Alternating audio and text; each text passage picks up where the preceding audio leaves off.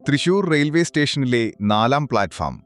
പതിവ് തിരക്കിന്റെയും ബഹളത്തിന്റെയും നടുവിൽ അഞ്ജലി തന്റെ 2 വയസ്സുകാരനായ മകൻ ആദിലിനെയും ചേർത്തുപിടിച്ച് ഇരിക്കുകയായിരുന്നു.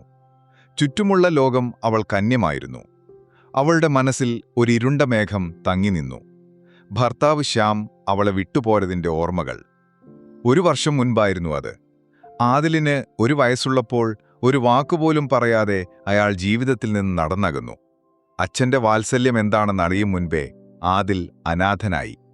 ശ്യാമിന്റെ കുടുംബത്തിനും സ്വന്തം കുടുംബത്തിനും അവളും മകനും ഒരു ബാധ്യത മാത്രമായി. വാതിലുകൾ അടഞ്ഞപ്പോൾ അവൾക്ക് മുന്നിൽ അവശേഷിച്ചത് ഒരു ബാംഗ്ലൂർ യാത്ര മാത്രം. ശ്യാമിന്റെ PF ഫണ്ടെങ്കിലും കിട്ടുമെന്ന ആ ഒരൊറ്റ പ്രതീക്ഷ. മൈക്കിലൂടെ യശ്വന്ത്പൂർ എക്സ്പ്രസ് എത്തിച്ചേർന്ന വിവരം കേട്ടപ്പോൾ അവളുടെ നെഞ്ചിടിപ്പ് കൂടി. ആളുകൾ ഒരു തിരമാല പോലെ തള്ളി നീങ്ങി. ആദിൽ വിശന്നു കരയാൻ തുടങ്ങിയപ്പോൾ അവളുടെ നിസ്സഹായത കണ്ണുനീരായി പുറത്തേക്കൊഴുകി. എങ്ങോട്ട് പോകണമെന്നറിയാതെ അവൾ തളർന്നിരുന്നു. അപ്പോഴാണ് ഒരു കൈ അവനൊരു ബിസ്ക്കറ്റ് പാക്കറ്റ് നീട്ടിയത്.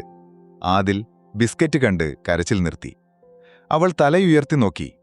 ഒരു നഗരത്തിലെ തിരക്കിൽ ഒറ്റപ്പെട്ടുപോയ ആ അമ്മയുടെ വേദന കണ്ടറിഞ്ഞ കണ്ണുകൾ നിറഞ്ഞ സ്നേഹത്തോടെ അവളെ നോക്കി.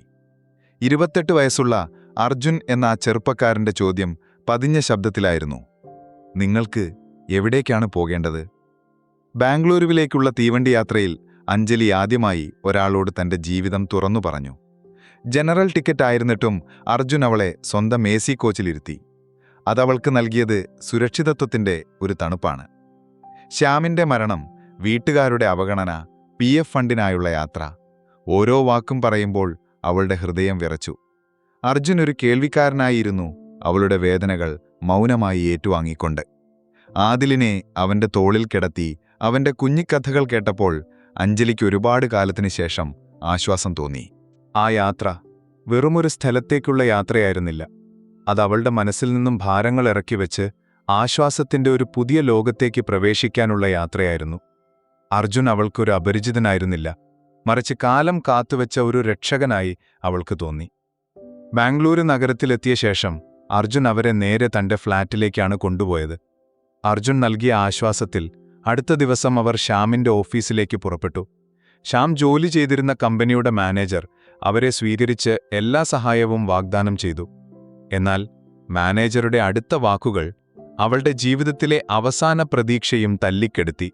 അഞ്ജലി, ഞങ്ങൾ ക്ഷമ ചോദിക്കുന്നു. നിങ്ങളുടെ ഭർത്താവിന്റെ PF ഫണ്ടും മറ്റ് ആനുകൂല്യങ്ങളും ഒരാഴ്ച മുമ്പ് അദ്ദേഹത്തിന്റെ അച്ഛൻ വന്ന് വാങ്ങിക്കൊണ്ടുപോയി. ആ വാക്കുകൾ ഒരു കൊടുങ്കാറ്റുപോലെ അവളുടെ ഹൃദയത്തെ പിടിച്ചുലച്ചു. അവൾക്ക് തല കറങ്ങുന്നതുപോലെ തോന്നി. കണ്ണുനീർ ഒലിച്ചിറങ്ങി. പ്രതീക്ഷയുടെ ആ ചെറിയ തിരി അണഞ്ഞുപോയപ്പോൾ അവളൊരു മരത്തടി പോലെ തളർന്ന് താഴെ വീണു. അർജുൻ അവളെ താങ്ങി നിർത്തി. ഇല്ല, ഒന്നും അവസാനിച്ചിട്ടില്ല. അവന്റെ വാക്കുകളിൽ ഒരു ഉറപ്പുണ്ടായിരുന്നു. നിങ്ങൾക്കൊരു ഭവനമുണ്ട്, എന്റെ വീട്. അഞ്ജലിയുടെ ദുരവസ്ഥ മനസ്സിലാക്കിയ അർജുൻ അവരെ തന്റെ ഫ്ളാറ്റിൽ താമസിപ്പിച്ചു. തന്റെ ജീവിതത്തിൽ അവിചാരിതമായി കടന്നുവന്ന ഈ യുവതിയും മകനും തന്റെ ജീവിതത്തിന്റെ ഭാഗമായെന്ന് അർജുൻ തിരിച്ചറിഞ്ഞു. ഭാരമില്ലാത്ത ഒരു അതിഥിയായി അവൾക്കവിടെ കഴിയാൻ താൽപ്പര്യമില്ലായിരുന്നു. അവൾ വീട്ടുജോലികൾ ചെയ്തും സ്വന്തമായി വരുമാനമുണ്ടാക്കാനുള്ള വഴികൾ തേടിയും തന്റെ അന്തസ്സ് തിരികെ പിടിക്കാൻ ശ്രമിച്ചു. ദിവസങ്ങൾ ആഴ്ചകളായി, ആഴ്ചകൾ മാസങ്ങളായി. അഞ്ജലിയും ആദിലും അർജുന്റെ ജീവിതത്തിന്റെ ഭാഗമായി. ആദിൽ അങ്കിൾ എന്ന് വിളിച്ചിരുന്ന സ്ഥാനത്ത് അച്ഛാ എന്ന് പറയാൻ തുടങ്ങി. അവന്റെ കുഞ്ഞിക്കാലടികൾ ആ ഫ്ളാറ്റിൽ നിറഞ്ഞു. അർജുന്റെ കൂട്ടുകാർ അവരുടെ ബന്ധത്തെക്കുറിച്ച് രഹസ്യമായി സംസാരിക്കാൻ തുടങ്ങി. ഒരു ഭർത്താവ് മരിച്ചവളെയും മകനെയും എന്തിനാണവൻ കൂടെ കൂട്ടിയത് എന്ന ചോദ്യം അയാളെ പലപ്പോഴും വേദനിപ്പിച്ചു. എന്നാൽ അതൊന്നും അഞ്ജലിയോടുള്ള തന്റെ സ്നേഹത്തെ കുറച്ചില്ല. ഒരു ദിവസം അഞ്ജലി അർജുനോട് പറഞ്ഞു, എനിക്ക് എന്റെ ഗ്രാമത്തിലേക്ക് മടങ്ങിപ്പോകണം. ഇവിടെ എല്ലാവരും എന്നെക്കുറിച്ച് ഓരോ കഥകൾ ഉണ്ടാക്കുന്നുണ്ട്. അപ്പോഴാണ് അർജുൻ ഒരു തീരുമാനത്തിലെത്തിയത്. താൻ അവളോടും മകനോടും അഗാധമായി സ്നേഹിക്കുന്നാണെന്ന് അവനെ അറിയാമായിരുന്നു. നിങ്ങൾ തിരിച്ചു പോകേണ്ട, ഞാൻ നിങ്ങളെ വിവാഹം കഴിക്കാൻ ആഗ്രഹിക്കുന്നു. അവന്റെ വാക്കുകൾ അവളെ ഞെട്ടിച്ചു. അവൾക്ക് വിശ്വസിക്കാൻ കഴിഞ്ഞില്ല. തകർന്നുപോയൊരു സ്ത്രീയെ, സമൂഹത്തിൽ ഒറ്റപ്പെട്ട ഒരു അമ്മയെ, ആരും കാണാത്ത ഒരു ഹൃദയത്തെ സ്നേഹിക്കുന്ന ഒരു പുരുഷൻ. അർജുന്റെ ആ തീരുമാനം കേട്ട് അഞ്ജലി ആദ്യമൊന്ന് തരിച്ചിരുന്നുപോയി. അവളുടെ കണ്ണുകൾ നിറഞ്ഞൊഴുകി. നിങ്ങൾ എന്തിനിങ്ങനെ ചെയ്യുന്നു? അവൾ മന്ത്രിച്ചു.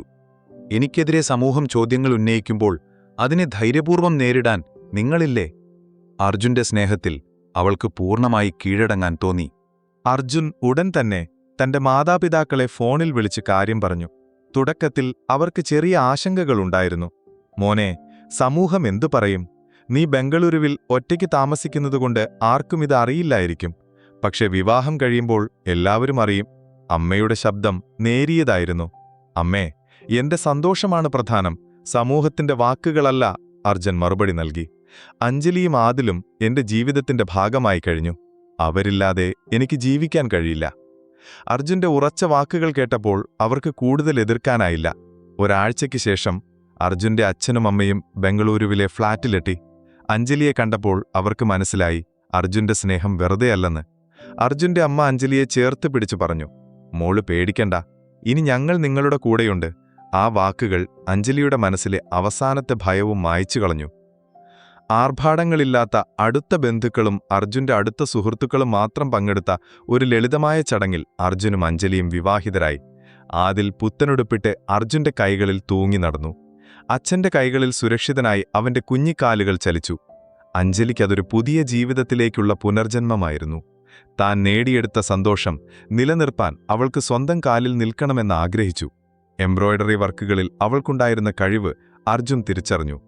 നീ വീട്ടിലിരുന്ന് എംബ്രോയ്ഡറി വർക്കുകൾ ചെയ്ത് സ്വന്തമായൊരു വരുമാനമുണ്ടാക്കണം. അത് നിന്റെ ആത്മവിശ്വാസം വർദ്ധിപ്പിക്കും, അർജുൻ പ്രോത്സാഹിപ്പിച്ചു. അഞ്ജലി ചെറിയ രീതിയിൽ ഓൺലൈൻ ബിസിനസ് തുടങ്ങി. വർഷങ്ങൾ കടന്നുപോയി.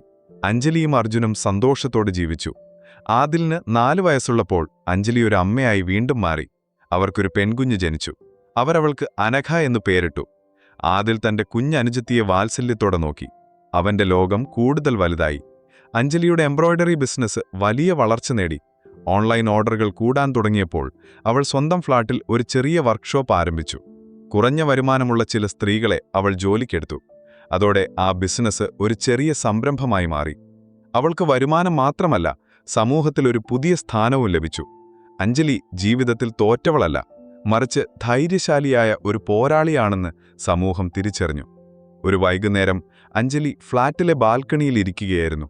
അർജുന്റെ തോളിൽ തല ചായ്ച്ച് മടിയിൽ ആദിലിനെയും അനഘയെയും ചേർത്ത് പിടിച്ച് അവൾ സന്തോഷത്തോടെ പുഞ്ചിരിച്ചു. തൃശൂരിലെ റെയിൽവേ പ്ലാറ്റ്ഫോമിൽ നിസ്സഹായായി നിന്ന ആ യുവതിയുടെ ചിത്രം അവളുടെ മനസ്സിൽ തെളിഞ്ഞു. അവൾ ഭയത്തെയും മുൻവിധികൾ നിറഞ്ഞ സമൂഹത്തെയും ഭയന്ന് ഒളിച്ചോടിയില്ല. പകരം അവൾ മകനുവേണ്ടി മാത്രമല്ല, തനിക്കുവേണ്ടി കൂടി ജീവിക്കാൻ തീരുമാനിച്ചു. അവളുടെ വിജയം ഒരു സ്ത്രീയുടെ സ്വപ്നങ്ങളുടെയും ധൈര്യത്തിന്റെയും സ്വന്തം കാലിൽ നിൽക്കാനുള്ള ആഗ്രഹത്തിന്റെയും കഥയാണ്.